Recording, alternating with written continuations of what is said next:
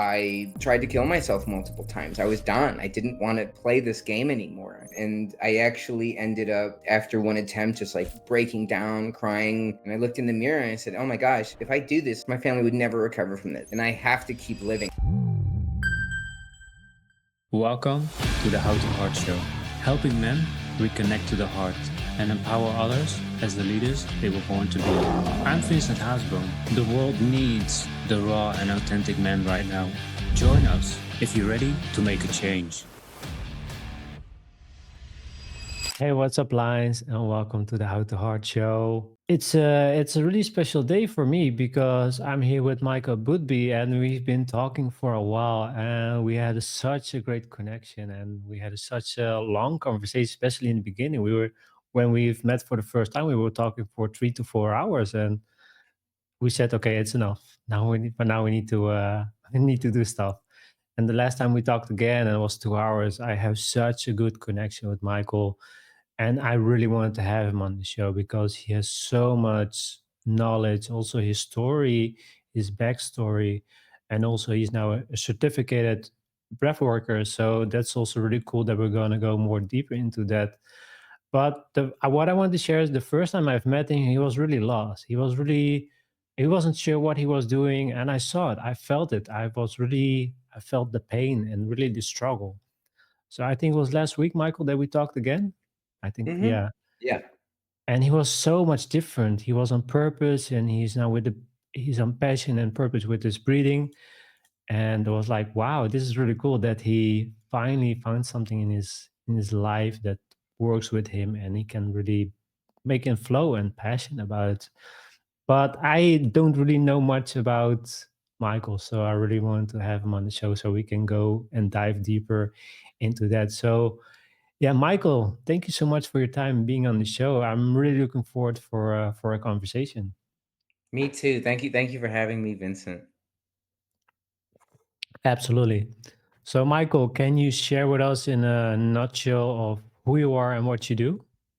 Sure. So my name is Michael Boothby. My business is Michael Boothby Creative, and my business has evolved a lot over the years. I think when I got that domain back in 2016, I just moved to Chicago, and I actually wanted to be an improviser and a performer, and I had dreams of kind of teaching improv as like a way of like corporate team building and self development. And I never really got that business on the ground. And the more that I stayed in Chicago for 3 years, and I just found the more that I was performing and going to open mics, writing songs, writing jokes, I started running up against my own mental health issues. I had some childhood trauma, anxiety, and depression, and I just think, especially being a performer, there's really no way for you not to face yourself, right? Especially if you're being a comedian, right? You have to make fun of yourself. You have to find your voice, as they used to tell me. And to find your voice, you have to know who you are. And I think back then I was figuring out who I was. But I joined a Kundalini yoga studio, um, I think, yeah, 2016 as well. And in 2017, that's when I met my teacher, Jacques Theron. He came for an ecstatic breathwork ceremony on Valentine's Day. And my ex at the time was like, oh, you have to come. I went to one of his ceremonies last time he was in town, and it was just like a whole nother level. So I said, okay, why not? So I went, and it was a highly transformational experience. Beyond just doing the breath work, he was blowing Mapacho tobacco, Florida water, and it was unlike anything I'd ever done. And at the end, he had an email list to say, if you want to go any deeper, you know, leave your email. And I said, yes. I said, I want to keep going down this healing journey and keep learning about myself and my trauma, because I had been trying a lot of different things when I started this journey. I went to doctors. I got prescribed antidepressants, anti-anxiety meds. At one point, I was in an experimental bipolar research study, because that's what they were paying me for that. And I remember the guy who was running the study was like, "Oh yeah, you fit all the symptoms of bipolar 2." I said, "Okay, well, I guess I'm bipolar." I didn't really like that. It felt very disempowering. Um, and so I went in 2017. It was the fall of 2017 that I went to my first ayahuasca ceremony with my teacher. And I went in with the intention of discovering the source of my creative blocks, because all I wanted to do was create and perform. And yet when I sat down to write, or when I went to perform, I felt like I it didn't feel authentic. It still felt like I was trying to be somebody else instead of just being me. And the source of my creative blocks was everything. Right, it was all my childhood trauma. It was the small ways I was hurting myself, and the people in my life that I claimed to love, and I didn't realize that I was hurting them. I didn't realize I was being inauthentic. I was just in pain. I was just trying to figure out who I was. And so that first ayahuasca ceremony was really illuminating, and I learned a lot about myself.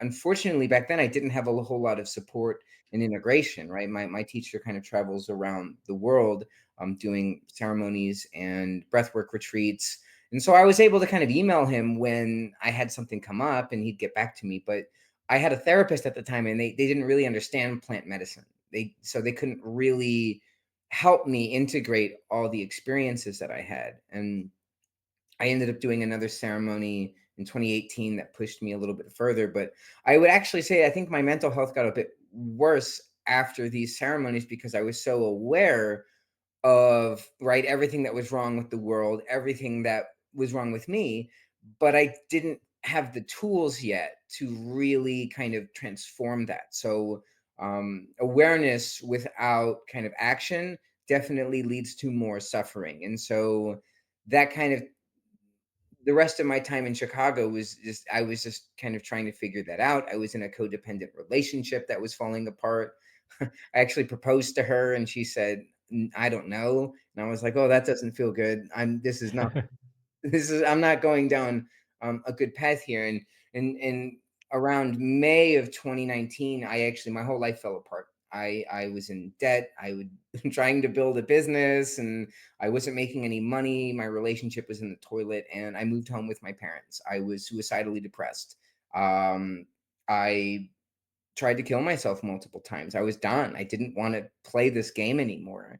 And I actually ended up, like, after one attempt, just like breaking down, crying. And I looked in the mirror and I said, "Oh my gosh, if I do this, like, my twin sister would be so, she would never recover from this. My family would never recover from this. And I have to keep living. I have to find a way to keep going, if only for my twin sister, who, by the way, came over today and took 7 stitches out of my arm. So she's still supporting me, and she's still taking care of me years later, which means the world to me. So my life fell apart in 2019. I moved home with my parents, and I just had to rebuild myself. I had to say, I deleted all my social media, and I just worked on myself. I eventually got a job, like working in sales for like a tech company, and I slowly paid off my debt while living with my parents, and that was not fun. I called it parent prison. Because it's like, well, it's better than prison. It's better than being homeless, but that's about it. There wasn't, where my parents live in Florida, there's not a lot of young people. There's not a lot happening. It's not where I saw my life going when I was 29 and 30 years old.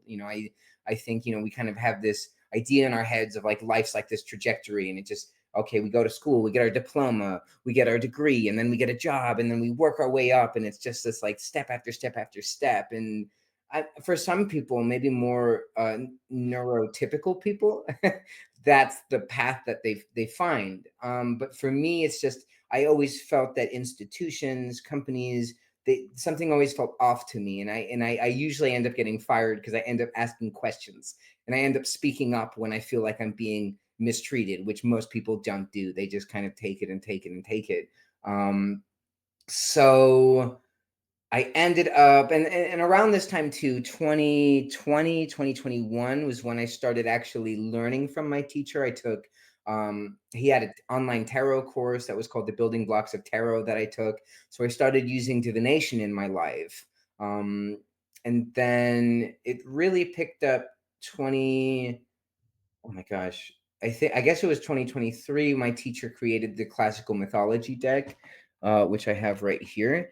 And this is kind of his public facing version of his deck, but also his life's work, which is in researching ancient Greek archetypes. And so when he released this deck, he also did a 6-week course and said, "Hey, if you want to learn how to use this deck in your practice or just for yourself, um, here's the course." And so I took that.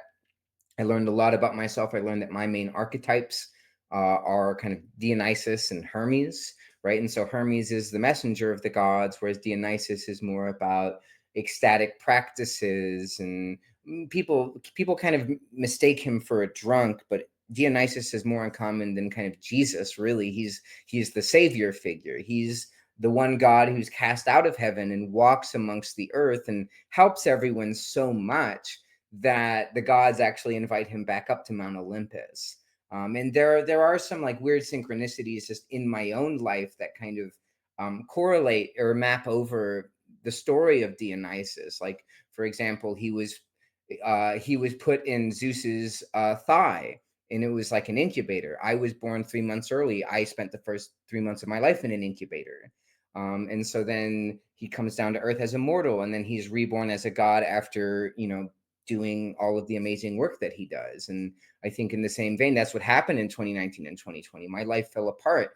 I don't really resonate with who I was back then anymore. And in a way, I was reborn and almost forced onto this path of healing and becoming a healer. And so it was last year, 2024, that I had already taken some courses with my teacher. I'd been teaching comedy at festivals, a little bit of breath work, but not at the level that I do now. And so I went to Bali with my teacher in February of last year for a 14-day breathwork intensive. And that was incredible. We did a bunch of different styles of breathwork. We meditated at ancient temples, and just went deeper into not only the healing modality itself, but just the actual spirituality, not poser Instagram influencer spirituality, like learning about Balinese Hinduism, learning how these deities also relate to the ancient Greek pantheon and to other pantheons around the world.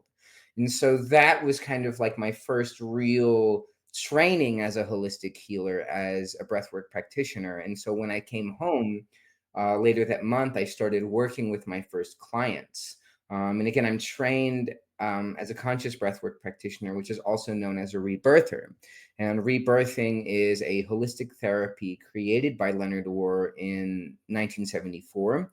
And it is a holistic therapy that involves some elements of psychotherapy, but also breath work as well. It's like we're not using the psychotherapy to diagnose anyone or to treat them. We're just chatting to kind of bring stuff to the surface, whatever it might be that is living in the unconscious, that's causing the depression, that's causing the anxiety. And a lot of it is trauma. A lot of it's birth trauma or childhood trauma. But talking is not enough to treat that. And so we talk just to bring it up. And then we do a 45-minute breathwork session. And that's where the traumas and the old stuck emotions can come and be integrated. And so we stop avoiding, we stop pushing away the stuff that's bothering us. We not only face it, but we breathe into it. And that allows us to go forward in our lives with more harmony. And so I worked with my first clients last year as an apprentice, which, I was kind of also developing my own framework. And so now I got certified in February, so I'm a professional now. I work with people for money. I guess that's what makes you a professional. And so I've now kind of developed. I've Another thing that I discovered in 2017 was human design. And so human design is another tool for self-awareness. It kind of it helps people learn how their energy flows, but it also helps bring awareness to conditioning, right? And conditioning can be really anything that's not you. It's like how maybe your parents had ideas for what they wanted your life to be, or school, or your partners, or society as a whole. And so I think both breathwork and human design work really well together, because they both are designed to help you realize what is you and what is not you, and help you release what is not you, to help you first become aware of what is conditioning, but then to either release what no longer serves you, but also to integrate your shadow, so you're not just running from yourself your whole life and playing defense and avoiding and like getting triggered all the time and getting upset at people you love. Instead, we can learn to feel these emotions. And a lot of trauma really, when trauma happens, especially when we're younger, when we're kids, it's too much for us. We don't really know how to handle it. And so I think a lot of my work with clients, when we do hit those pockets, it can be intense. The emotions come out, and yet when we breathe through them, we can kind of just, they don't have to crush us. We can just kind of, okay, yes, this happened to me and it was bad. But now, as an adult, in this safe space, in this container, I can feel it. And when I feel it, it's like you're almost feeling it for the last time. And so it gets integrated or released. And that allows us to move forward in our lives with more courage, with more authenticity, living from our heart instead of our head. And so, yeah, so now I incorporate human design into my practice. I incorporate the archetypes as well, and the divination. But I know people hear tarot and they think of like, oh, I'm a palm reader, I can read the future. No, I can't. But what I think both the tarot and the classical mythology deck do is they help bring awareness to the unconscious, perhaps something that we're feeling in the present moment, but we don't have the words for. And so I find that these tools are an excellent mirror for people who are struggling to even realize what it is that they are struggling with. And so it gives me a common language that I can use with my clients and even with other practitioners. And once we have this vocabulary, now we can really talk about what's bothering us on more than just a surface level. We can go to that root. And that's the thing. All of this stuff, it lives in our unconscious. We're not consciously aware of it. And so I think that's kind of a limit of talk therapy. We can only talk so much. And as long as we're talking, we're in our heads. But breath work is a fully embodied practice, because trauma is not only in our brain, it's in our body. It's in our nerves. And so I think breath work as well, that's one thing it's really great at, is it's great at relaxing the nervous system. And I think for a lot of people living in this modern world that's so hectic, is like people are stressed out all the time. And as long as you're stressed out, you're just playing defense. And so I think what rebirthing and conscious breath work helps is it gives us that chance to kind of really relax, really reset. And once we're in that state of relaxation, that's where the healing can occur. So I always say, I personally don't heal people. I create an environment in which healing can happen. And I think that's like what the world needs right now. We need more spaces where transformation can occur, where we can be patient with ourselves and others, where we can be gentle and have compassion, especially for men. I think men, we're not taught how to handle our emotions. We're just kind of taught to suck it up and go and win. And if you lose, you're a fucking loser. Can I curse on this podcast? I don't know. But you know what I mean? It's like there's so much toxic masculinity that gets like, and again, it's not our fault. It's like our fathers teach it and then their fathers. So we just are kind of the last in the long line of conditioning. But yet I think now, and I think my story is a testament to that, we have all the tools now to heal ourselves and to break the cycle and to become authentic, empowered men. And I think that's what the world needs right now. The world needs conscious leadership and more conscious men who are tuning into their emotions and are being vulnerable. And vulnerability is not a weakness, it's a strength. And that's something that I've learned in my life. And I always encourage my clients and really just anybody who cares about what I have to say. Um, yeah, so that brings me to now, right? I'm a practicing conscious breathwork practitioner, and I'm working with clients. I'm growing my business, and then um, my day job, I'm training AI, which is really strange because it seems like the opposite thing. I feel like AI is like this force that's coming in. It's getting shoved down all of our throats, whether we want it to or not. And yet, it's like it's kind of like it is what it is. It seems like it's here to stay. So we have to learn to work with it. And, you know, I don't know. I have a lot of thoughts on that as well, but I also, yeah, I feel like I've been talking a lot.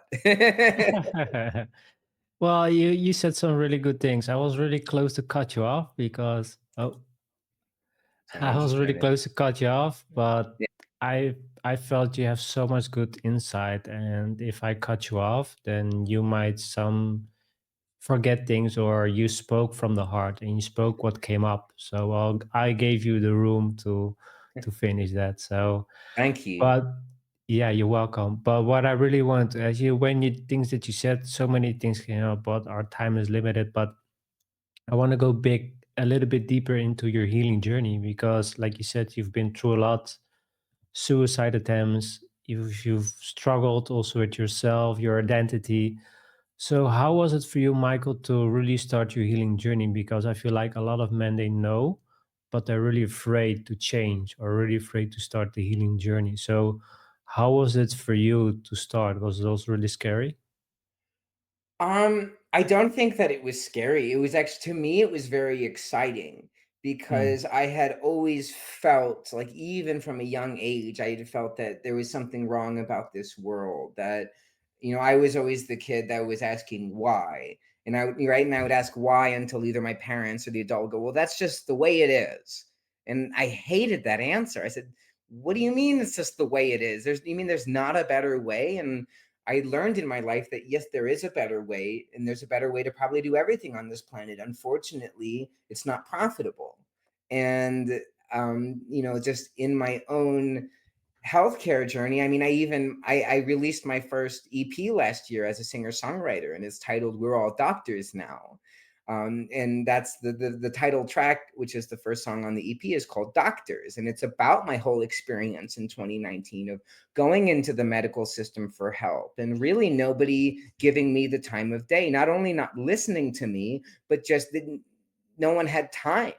And how much training do these doctors have, and how much experience, and yet they're still just treating me like I'm a widget. They're not treating me as a human being that has emotions, that has a voice, that is very creative. And so I would just kind of get thrown into these boxes, and I said, well, this isn't helping me learn about myself.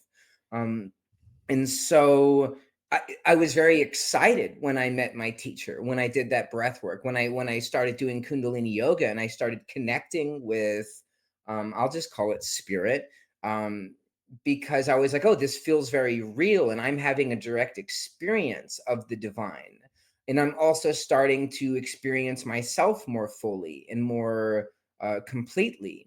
And so, sure, at times it was scary, but I was more scared of staying the same. I was more scared of staying in this stuck, depressed, anxious state, because I knew that this isn't sustainable. I don't want to live my whole life like this. And so I think, I mean, for anyone out there, especially men, if you're scared of healing, I would say what's scarier is staying how you are. How much longer do you want to feel anxious and depressed and not knowing who you are on a deep level? Because the truth is, we all come into this world as children. We know who we are, and we tell our parents, right? We just go and do it, right? I also teach improv, and I think it's very interesting. Like, teaching improv for kids compared to teaching improv for adults is very different. With kids, you have to put a lot of training, you have to put a lot of like guardrails, because they're just so creative that they'll go completely bonkers. You say, no, these are the constraints.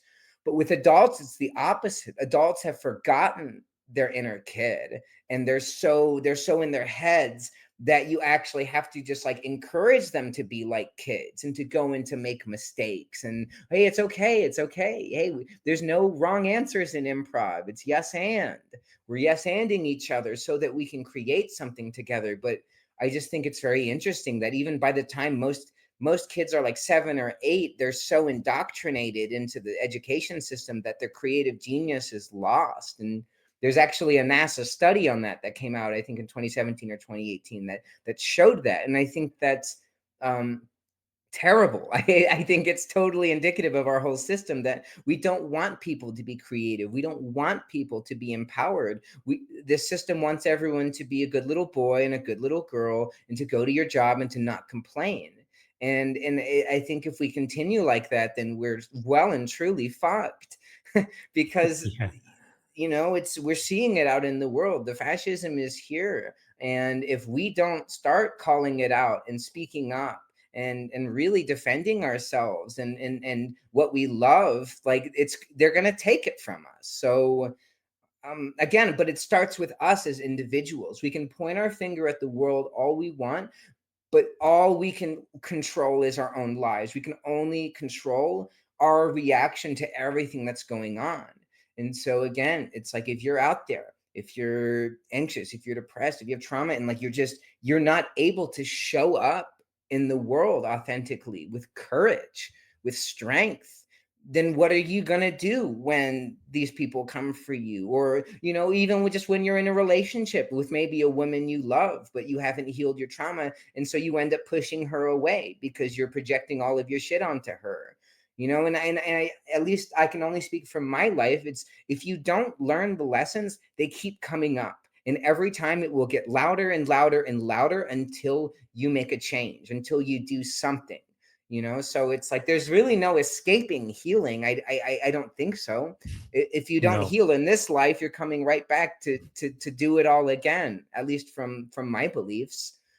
So yeah, I don't know. I really think it's like, to me, it's the pain of staying the same is worse than the pain of rebirth and the pain of transformation, because at least that pain is going to have a reward, which is you will feel more at peace. You will know yourself better. You will have more confidence, and you have a chance to live a life that is truly inspired, truly authentic to who you are. And there's no amount of money, no material things can cover up for the fact that if you don't know who you are and you're just kind of let life or your parents or society mold you into something for somebody else's interests, um there's no substitute for healing. And you can tell when you're with somebody who has done the work and when you're with somebody who hasn't, because the person who hasn't is going to be really reactive. They're going to be very insecure, and they're going to probably project all of their insecurities onto you. And I've had that happen to me. I'm sure you've had it happen to you as well. Um, so yeah, I hope I answered that question. Yeah, you answered more than enough. And the question that really came to me, because you always speak with passion. Yeah, always when I talk to you, you have so much passion. We're always on the same line and stuff like that. But w- because also our time is limited and you have so much knowledge, you have so much to say. But what I really want to ask you is, what kind of advice can you give to men to start their journey? Because when they hear this, like, yeah, Michael, just start the healing and do this and do that. Yeah, yeah, I know, but I don't know where to start. So Sure. I how mean, do men start with their healing journey? I mean, yeah. So I think the first thing is just, everybody needs a spiritual practice, whatever it might be. For me, it's like it's breath work. For my best friend Alex, it's yoga. So it's if you don't have a spiritual practice, find one. Wherever you live, like it doesn't have to be expensive. But I'm everywhere. There's yoga studios everywhere. There are meditation circles everywhere. So I would just look to see what's available for you in your community, but first also just see what resonates with you. Because don't just force yourself to do a spiritual practice that doesn't feel good within you. So again, I would say step one is do some research.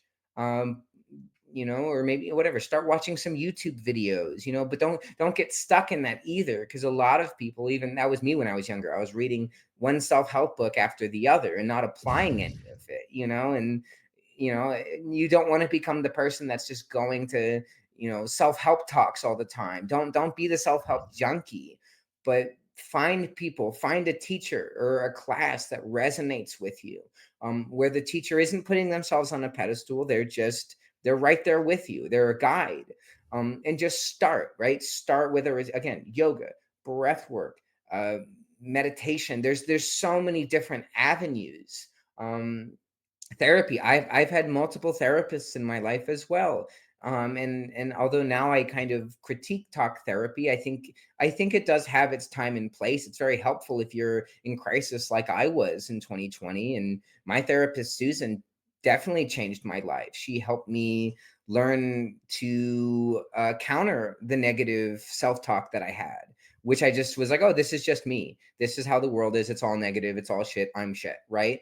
And if you're stuck in that negative self-talk, you're done. like quite frankly, if you're your own worst enemy, you're not going to get very far. So again, if you need therapy, find one. The way that I did it, I went on to Psychology Today and I just went through all the photos until I found Susan. I said, I read her profile and I was like, she looks really genuine. I'm going to send her an email and do a session with her. And I did one session with her and it was incredible. But I think what's challenging is, like, when I first moved home with my parents, I couldn't advocate for myself. I was too deep in it. And so my parents kind of, oh, well, I heard this guy's a great therapist. And I went and it was terrible. And it didn't resonate with me. And so, um, again, if you're really struggling, if you're in that place where you can't advocate for yourself, you have to do your best to find a way to, because nobody else knows what you need. And if you put your healthcare, especially your mental health care, into the hands of others, it's not going to be as effective. And so I think the first step, I mean, obviously do some research, but it's like, if you're stuck in that victim mindset where you think that, everyone's out to get you and everything's out to get you, you have to find a way to transcend that. That's the first step. The first step to healing is realizing you are not a victim. No matter what happened to you, you can empower yourself. And maybe that starts with just emailing a therapist or calling a clinic and seeing if they have any availability, right? That's hard for a lot of men. It's hard for most men to admit that they need help. And yet, no man is an island. We all need help. We all need support. We used to live in a world where we lived in villages, where we had community. And I've seen over my lifetime as community has just been decimated so that rich people can make more money off of us, right? That's what social media is. It's not here to connect us anymore. It's here to addict us. It's here to shove ads in our face and make us pay to get our message out into the world. And that's not what life is about. It's a complete inversion of community and of nature itself.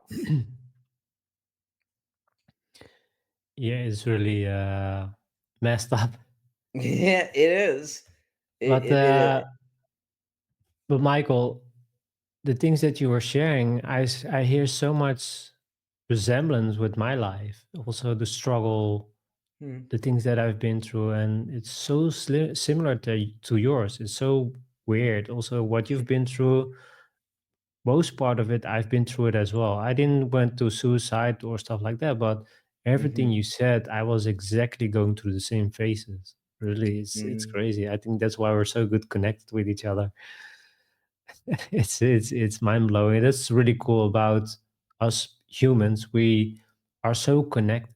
We I would never know that I or expect that I would meet a guy like you that's really like into depth into the spiritual breath work, mhm, and you're still so aligned with who you are, but also I'm so connected with you and also with mm, other people that I talk to. So the thing that I want to say is you're not alone. We always think that we are alone. We are alone in this and we need to deal with our shit ourselves. But that's not the case. We can ask for help. And also, what you mentioned, asking for help is really hard for men. I think it's also like an ego thing that if we ask for help, then we're low, then we're not man right. enough, then we're not strong enough. So I had the same when I did my journey of healing. I didn't ask for help. I told myself I'm gonna do this alone. I will figure it out. I cannot. I will always manage it alone, and I can do it now alone as well. But once I progressed years and years and years, I couldn't move forward. I was always stuck, and I said I cannot do this alone. I need to get help, and I did the same last year, 1.5 year ago. I went to see a psychologist, and he helped me a lot also with understanding understanding my traumas, understanding what I've been Yeah. through, but also resolve them. I did EMDR, and Yeah. it really helped me a lot to let go of the trauma. What I realized was once my body was in a difficult situation, my body was in a loop. It was always in this trauma cycle, and I couldn't move forward. Everything that I did, I couldn't move forward. And with the EMDR, it really helped me to. It is like a video, a movie, and it was always on repeat. But Yeah. once I did the work, it was like boom, I could go to the ending and it was done. The movie was over. I finished the movie. So what I want to say here is I know for men it's really scary, like Michael mentioned, but you really have to start working on yourself because I agree. If you don't do the work, you're gonna be stuck, and you don't want to be there. You don't want to be stuck, Hmm. and it took years and years for my life not doing anything. I was same as you, just consuming books, consuming information, courses, because I Hmm. believe then I will be safe. I believe then nobody can hurt me if I read so much books. I'm always prepared, but I did the same. I didn't take any action. I was just consuming, Yeah. consuming, consuming. So, yeah, take the step, take the leap of faith. And also, what Michael said as well, feel what resonates with yourself and with somebody else. If you look for help, feel in your heart, does this person resonate with me? If you have a session, doesn't feel right, don't go back. Don't go to the same Hmm. person. Your heart, your gut feeling will tell you this first person is not the right person for me. Hmm. So listen to that. Listen to your gut and your heart and gut Hmm. feeling. And yeah, I think that's what I want to share for now. And Michael, like I said, you have so much passion. It just splashes off the screen. You have so much to share, and it's really, really awesome. Also, like I said, if I talk to you, I can talk to you for hours and hours and hours. But yeah, we're gonna go into a commercial, and then we're gonna go deeper into the breath work because that's really where the passion is, and I want to go deeper into that. So, guys, don't go anywhere. I'm gonna run a commercial for 2 minutes, and it's about gold and silver, and then we'll be right back. See you soon. Increasing expenses have caused us all a lot of pressure these days, and it's affecting even the wealthiest of people. Most have lost their sense of security, stability, and even hope for a strong financial future. The game plan of everyone in your cell phone has likely been disrupted or even hardcore stopped, and most are looking for a creative solution to regain financial momentum. Oftentimes, life's best solutions are the simplest. But first, a question. What is something most people think they should own but don't? Crypto, fine art, real estate? Nope. We are talking about real money. The kind kings and queens fought for and large institutions today buy in mass. We're talking about gold and silver, assets that provide confidence in tough financial situations. So the question is, do you own any? If you don't, you're not alone. Most people aren't maximizing the power of precious metals because it's just been too complicated. And even though they see advertisements about gold and silver daily, they don't really know who to trust. That is, until now. The bottom line is that buying gold and silver doesn't have to be complicated or scary. There's a simple, better way to accumulate assets and create financial peace, headache-free. And this very minute, a new community of average people are seeing above-average results to the tune of tens of millions in assets over the last few years. This system is tested, it's simple, and it's not an experiment. To date, it's helped more than 80,000 people bring hope back into their lives. It's invitation only, and right now, this new community has accepted a challenge to give away as much free gold this year as possible. Curious? Learn how to get your free gold today. Check out the next step to get the details.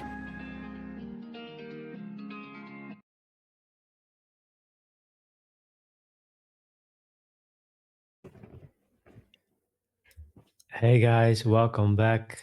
Welcome back.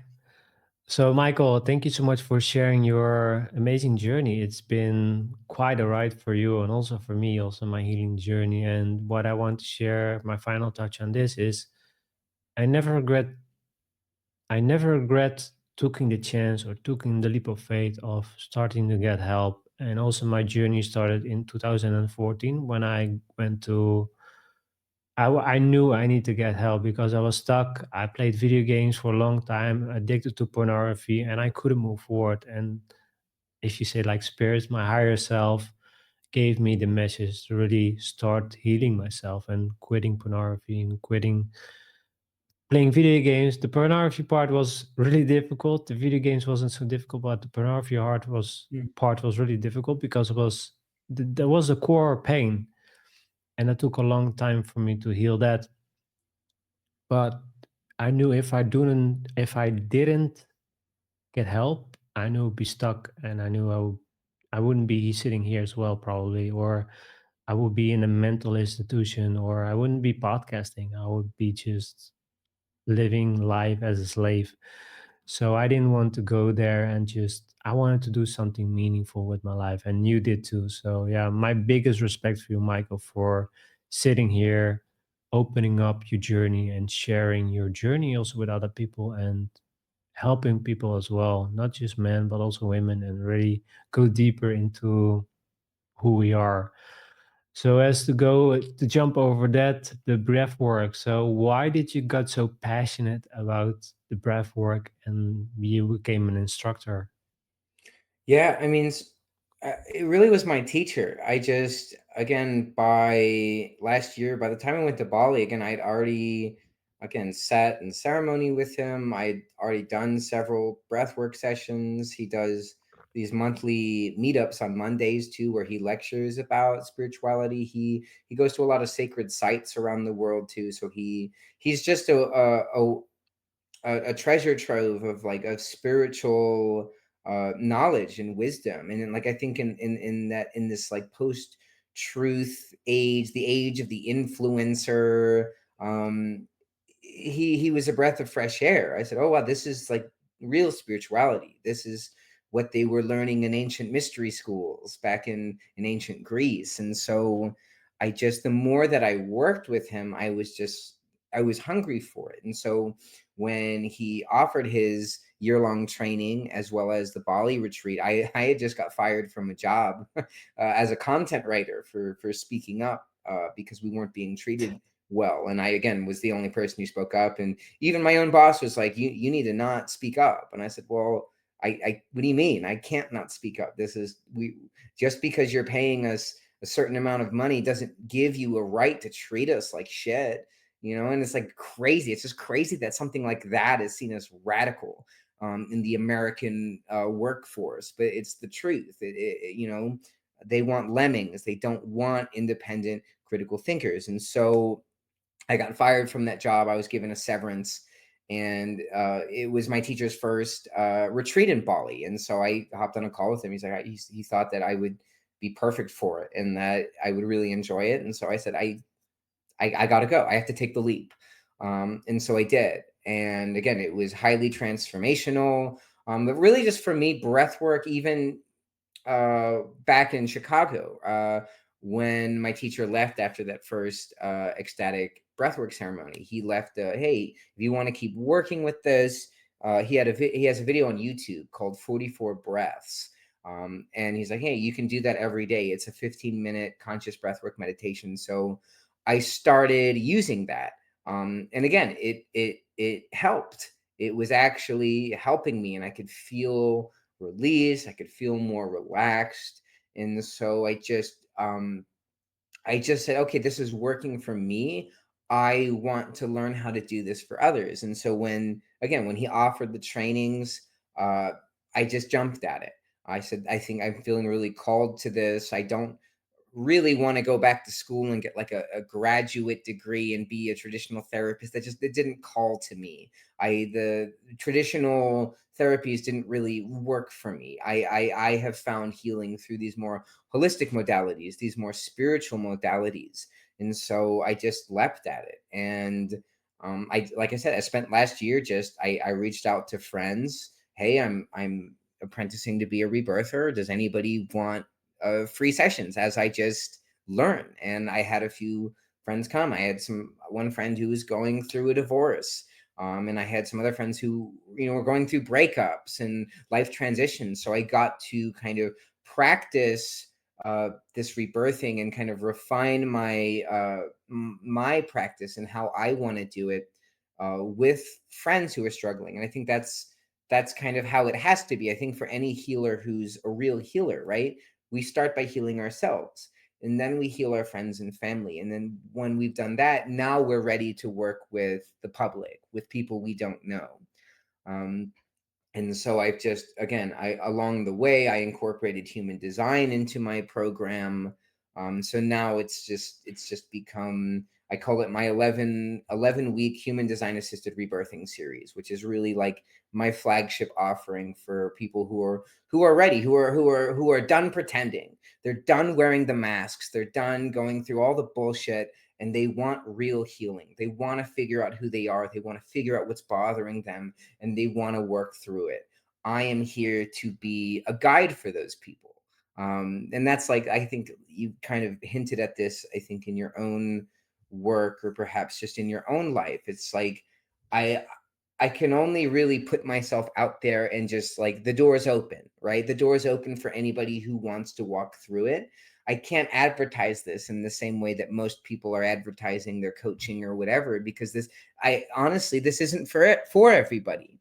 If you're not ready to really go deep, it's like, then you're going to do one session with me and get super triggered, and then you're going to probably leave worse off, and you're going to blame me. And it's like, I don't want that. And so I just found that with the clients I have worked with that have gone through the whole series, it's just like they were at a point in their life where they're just, I'm done. I don't want to do this anymore. And they've shown up with their full presence, with an open mind, with an open heart, and they've been able to find that transformation that they're seeking. But again, it starts with the individual. It starts with just being.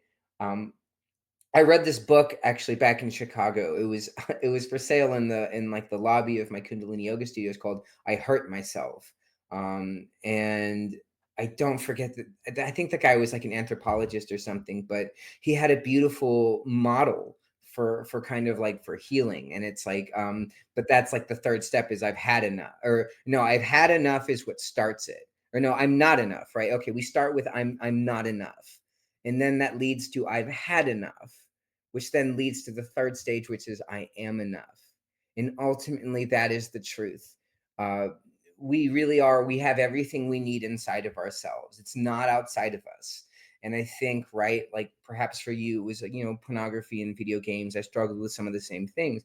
But in my training, that's how we were taught to address addiction, right? Addiction, I think every addiction is an attempt to feel the sacred, but it's happening through the profane, right? We don't reach for the cigarette. We reach for the cigarette or the bottle or the porn because we're looking for relief. We're looking for like feeling that sense of oneness, that we're special in some way, because we don't feel special anymore. We feel disconnected. But the truth is, we are all connected. We are all one, truly.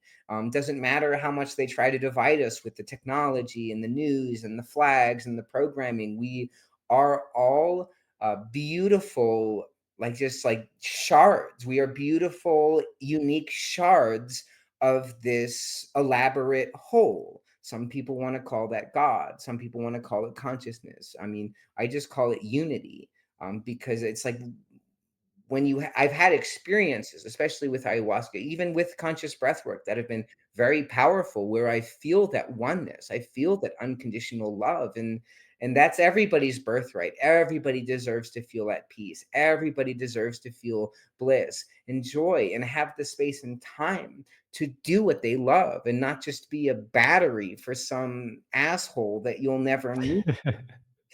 you know so again, I think all of this is it's a goal of my practice to make healing accessible for people.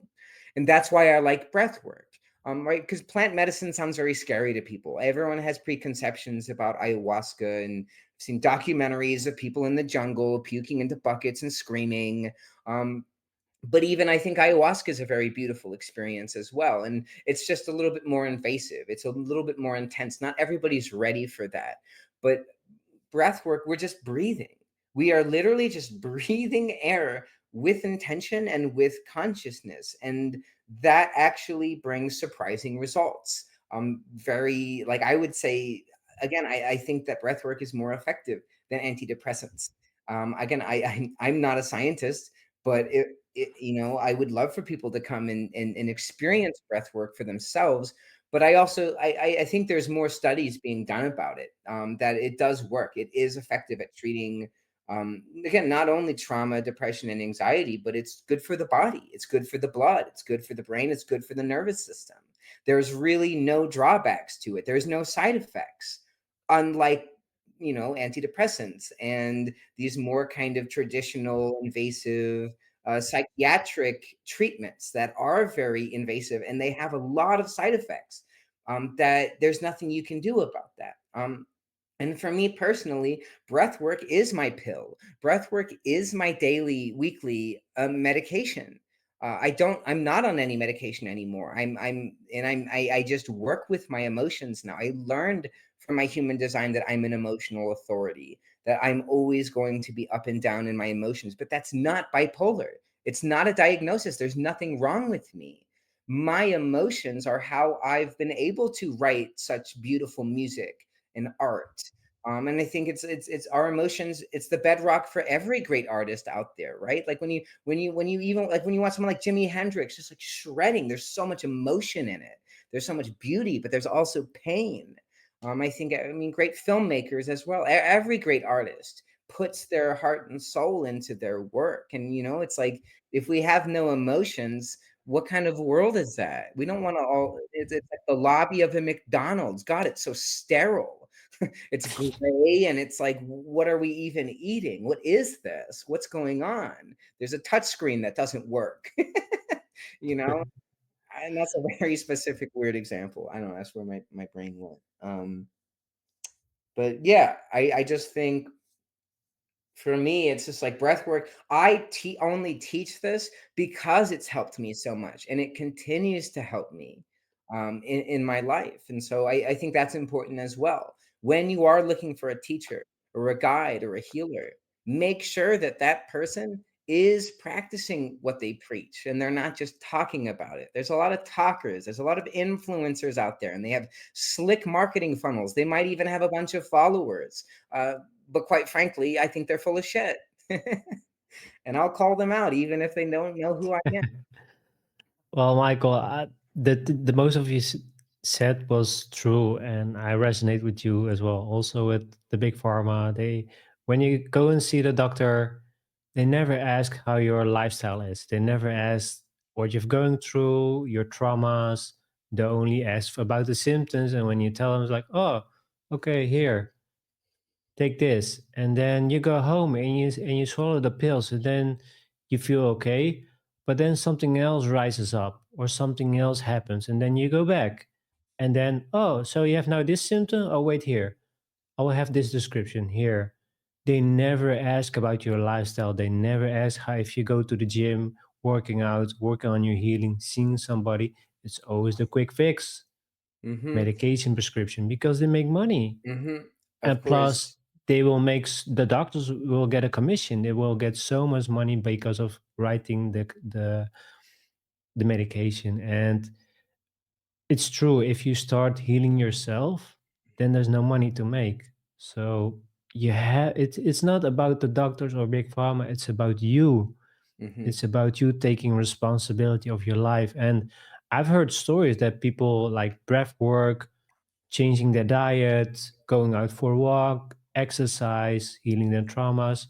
They stopped taking medication and they start to feel mhm. better, and they're clean, and they Yep. didn't take any medication or other pills or ayahuasca or other plant Mhm, medication or what mhm, nature provides for us. They mhm, use that.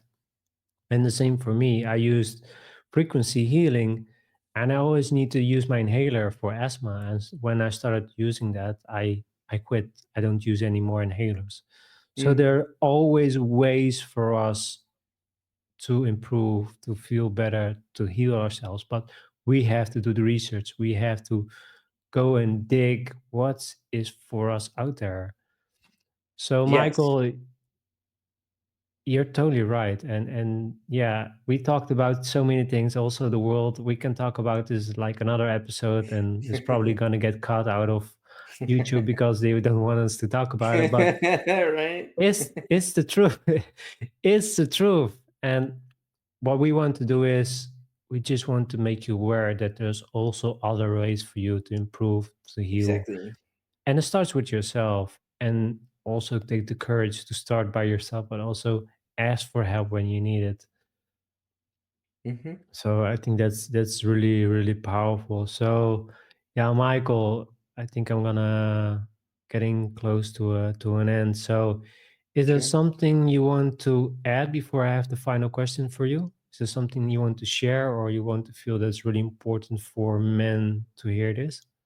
Sure. I mean, I think just on top of like just self responsibility, there's like we have to also acknowledge that we are living in a world, we live in a system that is inherently toxic. Like I think that depression and anxiety are perfectly natural human reactions to living in an inhumane system that doesn't pay you what you're worth, that doesn't give you free healthcare, that stresses you out and tells you you have to work all the time. You got to be productive. And if you're not, then you have no value to society, right? Being depressed, being anxious are perfectly normal reactions to that. And right, no psychiatrist will ever tell you that because if they did, they wouldn't have a job because their job isn't to heal you. Their job is to get you back to work. And so that's again, that's another part of my practice. I always tell my clients, hey, like your suffering is valid. I get it. I went through it as well. I don't have a big shiny degree. I'm not in academia. I'm just like you. I just have fought tooth and nail for my own mental health, for my own sanity. I'm not like obviously I'm doing it now because I want to help others, but I started with me just wanting to feel okay, wanting to just be able to wake up in the morning and be okay. Like that's the bare minimum where I was at when I started this journey. And so again, Dr. Gabor Mate has an excellent book about this that came out last year. He wrote it with his son. It's called um, The Myth of Normal: Trauma and Healing in a Toxic Culture. And it's a wonderful book that everybody should read because it points out, not only what's specifically wrong with our society and causing all of this mental disease. I won't call it a disease because it's not. It's again, it's a perfectly normal reaction to an insane world. But he also goes into healing. What does healing look like, and different avenues for people to find healing. And he shares his expertise, and he's worked his whole life working with people with addiction in probably the hardest neighborhood in Vancouver. And I mean, obviously he speaks around the world now and has written several books, but he's worthy of that because he's an MD. He's a doctor who is bridging this gap between like medicine and spirituality, and finding a more holistic model for people to find healing, actual healing, not just a pill, not just a band-aid, which I have on my arm right now. Because the world doesn't need another quick fix. The world doesn't need another band-aid. It needs real healing. It needs community. And ultimately, I think once we heal, and once we feel really good about ourselves, all that's left is creativity, right? Like when we were kids, now we can go play. Now we can go make music or write or art. And we can also be advocates. We can be advocates for the people who are still stuck and can't advocate for themselves. And that's where we can make a difference. That's why my business is called Michael Boothby Creative, because we heal. We don't just heal to heal. We heal so we can live well, so we can create beautiful things that make a difference in this world and that help others. We can create community. We can be the ones to create community, and we can be that pillar for wherever we are, for whoever's searching for community and healing and spirituality and creativity. We get to be the ones, right? No one's coming to save you. You get to save you. You get to, though. It should be exciting. We should be excited. I think we are born to be reborn, right? What is death but another rebirth? And so, all, like, my teacher would echo this sentiment, but it's also the sentiment of all of the mystery schools of the ancient world. They all believed in the same thing, that we have to learn to die before we die. And however we have that death experience, whether it is an actual near death experience or it happens through a plant medicine journey or through breath work or whatever it might be, but when we have that experience, we realize, oh, right, we are all one. And I am beautiful and I have something to say and I want to go make some fun shit. And then we can just go and get on with it. And now we're not haunted by our past. We're not haunted by our traumas. And yes, we can look at the world and go, wow, it's really crazy. But right in here, it makes sense. And in my community, in my close circle, and in the areas I can control, I'm helping people and I'm supporting them. And we can only tend to our garden, right? We don't have billions of dollars. We're not Donald Trump. We can't just make a coin and get like millions of dollars. It's just not realistic for most people. And we shouldn't aspire to be like those people. We should aspire to be the most authentic versions of ourselves so that we can show up for our friends, our family, and our community, so we can have courage and so we can inspire others to go on their own healing journey and figure out who they are. Because imagine what that world would look like, a world full of people who have healed and are authentic and just creating. That's a completely different world. And I think it's possible. And so, at least in my own life, I'm going to do my part to help others heal and find wholeness and come back to themselves, because I know that every person who works with me, who leaves transformed, they're going to go out in the world and do great things. And that's going to have a ripple effect. So, yeah, I think Absolutely. that's a good place It's to stop. uh, well, Michael, thank you so much for this powerful close. I guess it was really really powerful, and yeah, thank you so much for sharing, being here on your journey, and it must have been really rough. Also, the same for me, but it is worth it. And what you Mhm, mentioned also, to die, I had so many times that I also died, not like dying, but really dying of the old habits, dying of the limiting belief. It was really a rebirth of mhm, understanding myself and really start to work and have these aha moments. Oh, I can now try this, or I can now do this. And it's really trying new things and not just doing the same things and hope that it will change. That's really insanity. So try to do the things that works for you. And like Michael said perfectly in the end, start to live as your authentic self. Don't hush yourself for somebody else. Don't change mhm, yourself for somebody else.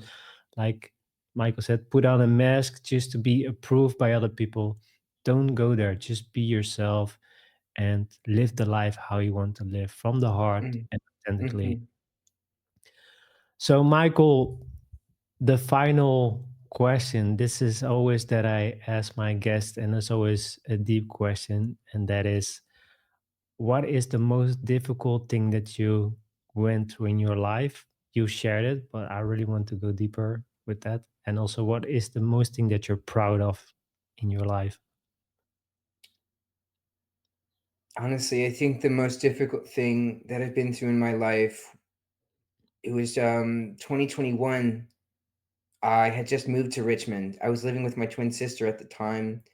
I'd saved up. I'd paid off all my debt, um, and I moved up here to Richmond to start a new life. And it was going really well. And I think it was September or October of that year. Um, one of my best friends, Liz, died unexpectedly, and I almost like I had a feeling that something was, because I remember that the night that she died, I had a gut feeling, was like, text Liz, tell her how much you love her. Um, and I did, and I'm so it's like she texted back and was like, I appreciate you so much, thank you. And that was the last words like she ever spoke to me. She died of a cocaine overdose that night, a fentanyl overdose. Oof. She was quitting a cocaine addiction, and she was getting her real estate license. And she was like playing guitar again and writing songs, and she was dog sitting for a friend, and her dealer messaged her and was like, hey, I'm in town. And she said, oh, well, one more time. Well, one more time. It couldn't hurt. And it killed her. And I watched her funeral live on Facebook. And I watched as like her parents and all these people talked about her, and they didn't really know her. They had some image of her in their mind, and it was incredibly painful. And even this past week, I've had some moments where I've been really in it, where I felt really sad, and all I wanted to do is call her, and I can't because she's dead. And that's challenging. It's like the death of a loved one, of a close person. It's just, you grieve it. It comes in waves and goes, but it's like it'll always be there. It's always just like this energy that you used to love, and it's now gone. And so, um, yeah, I think that was kind of the greatest challenge, I think. And again, I miss her every day. And okay, what was the second part? Sorry. Um, No, it's fine. Yeah, thank you so much for sharing. That must have been hard and also difficult to share. So I want to say thank you, Michael, for sharing. But also, it's good, right? Also to share about these things and talk about it, and also that she's not forgotten. Because what you see when loved ones are gone, they are forgotten. And what I like about the Mexican culture, they have the Day of the Dead, and they always yeah. bring up these people every year to remind Mm, them. And that's why I'm always so connected to the Mexicans and why I love their culture and why I lived there for 1 year is because of how they remember the people. And also the Mexican people are amazing. So shout out to yeah. them. But Michael, again, thank you so much being so vulnerable and sharing. And the other question was, what is the most thing that you're proud of in your life? What is the most thing that you say like, wow, this is what I did. I'm so grateful that I did this.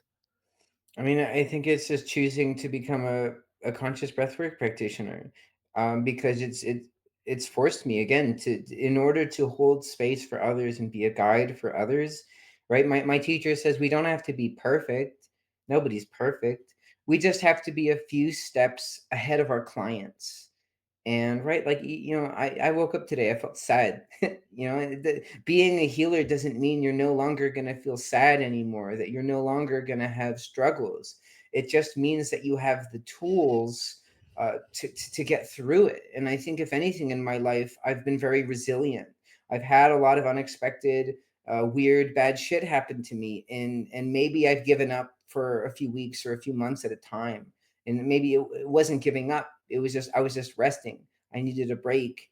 But no matter what's happened to me in my life, I've always been able to just keep going and to adapt. And I think again, it's my training as an improviser. um, Improv teaches us to say yes, and it teaches us that if we make our partner look good, that we'll look good. And to just be open and to create. And so I try to live my life as an improviser, and to be present with myself and to be present with others, especially when I'm working with clients. So I'm proud that I didn't kill myself, that I kept going. And even though I've had friends who have they succumbed to their addictions and died, I'm still here, and I'm here to hold space for anybody who is ready for transformation, who wants to work with a healer who is authentic, who is real, and will go to those dark places with them, but also find the beauty, find the humor, and find the light, and to hold that light, to hold with every client I work with, I hold their highest good at all times, and I will believe in them. I will affirm them even when they don't believe in themselves, just like I used to do. And so, yeah, that's what I'm most proud of, that I'm still here and that I get to spend the rest of my life helping other people heal and come back to themselves. There's nothing more rewarding to me than finishing my 11-week series with a client and just seeing them, right? And their energy is different. They're more confident, they're creative, they're telling me about their plans and all the synchronicities and all the beautiful things that are happening in their life. And it's just, I'm just honored that anybody would trust me with their healing journey. And it's just I promise anybody who comes to work with me, if you commit to yourself, I will commit to you twice as much, because you're worth it. And the world needs your light now more than ever, truly, deeply. Wow, what a close, Michael. Thank you so much.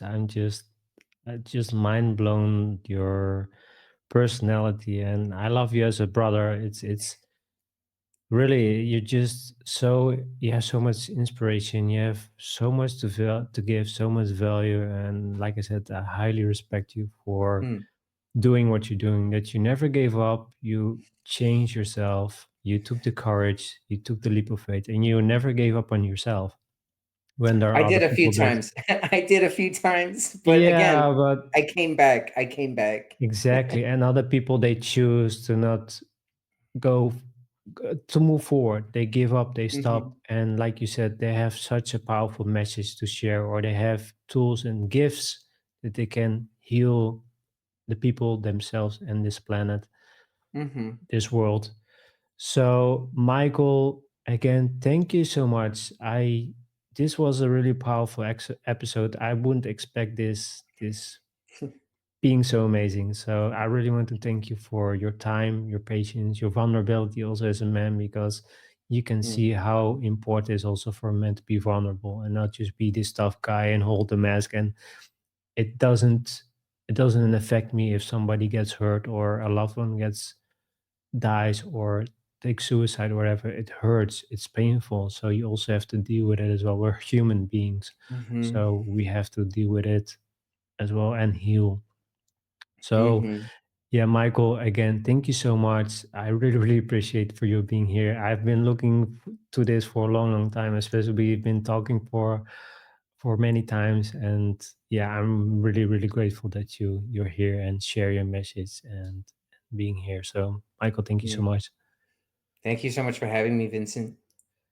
Absolutely. So you also had a free gift, but you're also working on it, right? Yes. Okay. So once that is here, once you have it ready, I will put it in the show notes. Can you share a little bit about what the free gift is, or? Um, so I mean, I'm thinking about offering a free 2-hour rebirthing session to, the first person who listens to this and emails me.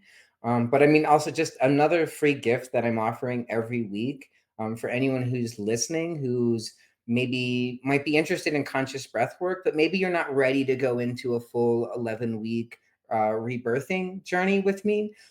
Every Monday at 4 p.m. Eastern Time and every Friday at 3 p.m. Eastern Time, I do free online community breathwork. So it's you can come as you are, as long as you have a quiet place in your home. I always recommend to bring a blanket, a pillow, a journal, and some water. And so I always start the session. I pick a card from the mythology deck. That's kind of like an anchor. It gives us a theme, and then I just guide a 45-minute breathwork session. So again, if you've never had any experience with breathwork, I do this remote with people all over the world. So again, maybe we can put the signal link in there or have people email me, whatever makes sense. But again, it's a free offering that I do just to give back to the community and just so people can get a taste of this work before, deciding to go all in on it. Okay, cool. I will Mhm. put everything in the show note. Also, if you let me know about the book, I will put it also there with Gabor Mate. So I am also curious Yes. about reading it as well. So I also put everything in there so people can have a taste. And that's the thing, guys. You have to start somewhere. For me, my healing journey started with a book, reading a book. And I cannot Hmm. remember what book it was, but one book changed my life completely. Once I read a book and it helped me with my life and dealing with situations, I told myself I'm never gonna stop reading because I knew it's gonna bring me a lot of value, but also it's gonna help me with my life and the things that I want to accomplish. So you have to start somewhere. It can be a book, can be a course, can be working with Michael. Just start with something, and you will Hmm. know your gut feeling, your heart. You will know if you are the right person or not, or the right book, or it doesn't matter. You will know. So yeah, Michael, it's been amazing. And also, how can the listeners follow you? Yeah, I'm on Instagram. I have two different accounts. One's michaelboothby.creative. That's kind of my breathwork practice, also my music, just like my creativity. And then I also have Lovewise Media. Lovewise Media, I go to festivals and events and I interview other people about, whether they're healers or musicians, DJs, vendors, creators. So yeah, you can follow me there. I'm also, my website is michaelboothbycreative.com. So you can go on there. I used to blog on there. I haven't really been blogging as much. I've been mostly just doing my healing practice, but all my information is on there. Beyond my rebirthing, I also offer archetype readings. And so with those, I will ship you one of these decks, no matter where you live in the world. I'll ship you a deck, and then we will do an hour-long session. I'll help you find your archetypes. I'll help you build an altar that you can then go and do breath work at to empower yourself. Yeah, and just to aid you on your journey. And then I also do tarot readings as well. That's probably like my most basic offering. But again, for someone who's lost or confused, these readings are very intuitive. Again, I'm not a fortune reader. I find that the tarot and both the mythology deck are just reflecting these unconscious forces that kind of control our lives, and so they're a nice mirror. And I don't think I've ever done a bad tarot reading. Like every reading I do for people is always very spot on, and I feel very confident in my ability to synthesize the tarot and all of these symbols in a way that makes sense. So even if you've never gotten a reading before, maybe that could also be a great place to start as well. If you're looking for guidance, if you're looking for something that's more just like, I need help right now and I'm not sure where to go. So yeah, that's all on my website, michaelboothbycreative.com. um that's, I think that's it. That's pretty much it. Okay, cool. Yeah, again, I put everything in the show note and everything that Michael feels is important. I'll put there the book, everything. So yeah, again, Michael, it's been a really powerful episode. I've also learned a lot from you. Also, to not give up, Mhm. not also be distracted, not go into my old habits, addictions, Mm. because it will bring you to places that you not don't want to go, and the system wants to put you there. So you're not shining. You're not gonna go on a high vibration. You're just on a low Mhm. vibration, and you need to change. It's not an option. You have to start healing yourself. You have to start doing it for yourself, for nobody else. Start with yourself, and from there Mhm. life will change, life become magical, and you Mhm. start to smile again. I was always negative. I was always like, oh, this life sucks and I'm not good enough. But once I shift Mhm. that and change that, I started to smile. I have more fun. I will attract people. I get in contact with Michael, other amazing guests. So that's what I want to share. Start learning to Mhm. be positive. Learn to love yourself again. Smile and be grateful of who you are and who you Mhm. become. So, Mhm. Michael, again, thank you so much. It's been amazing. I really enjoyed my company with you in this episode. It's not like we're gonna be the last time. For Yeah. sure, in a couple of years, or maybe so, I want to have you on again. We're not gonna have stopping the calls. I'll be definitely gonna chat with you again. So, yeah, it's been amazing. So, if you have the final share, if you something you really want to share from the heart, this is your opportunity. I think you said it best right there. Change, it happens with us. If we want, everybody wants transformation, right? Everybody wants to make more money. Everybody wants to be in shape. Everybody wants to feel better. But it starts within you. And I promise you, when you start to uh, combat your limiting beliefs and replace them with positive beliefs and start eating healthier and incorporating a spiritual practice, moving your body more, reconnecting with your body, with your emotions, and with your spirit, when your inner world starts to change, I promise you, your outer world will reflect it. It might take time, but it will happen. And when it does, you're going to be so happy that you did it. So, again, anyone watching this, like if you're on the fence about anything related to healing, transformation, just take the leap. You really have nothing to lose, and everything to gain. So go for it. And I'd be happy to work with you, but also just go with whatever feels good. And anything on your healing path, if you meet any teachers or guides and they don't feel good, just let it go. Don't work with them anymore, and keep going. You will find what you are seeking, I promise, and it is within you.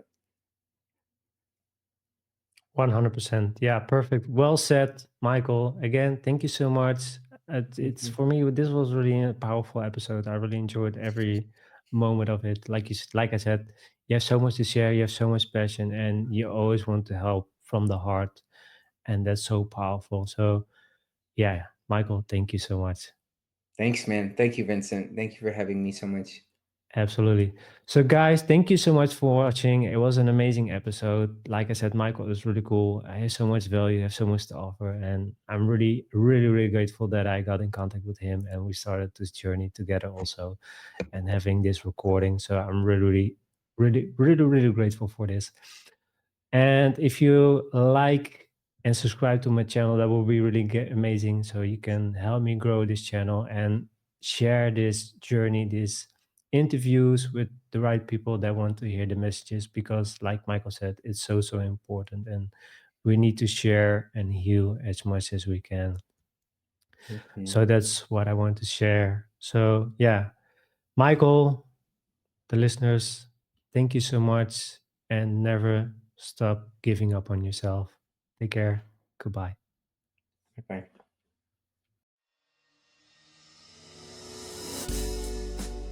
Hey Lions, thank you for listening. Glad to have you on our journey to the authentic self. Want to learn more to embrace your potential? I invite you to keep listening. Do me a favor and smash the like and subscribe buttons, as this helps the show reach more listeners who need to hear these messages. See you next time.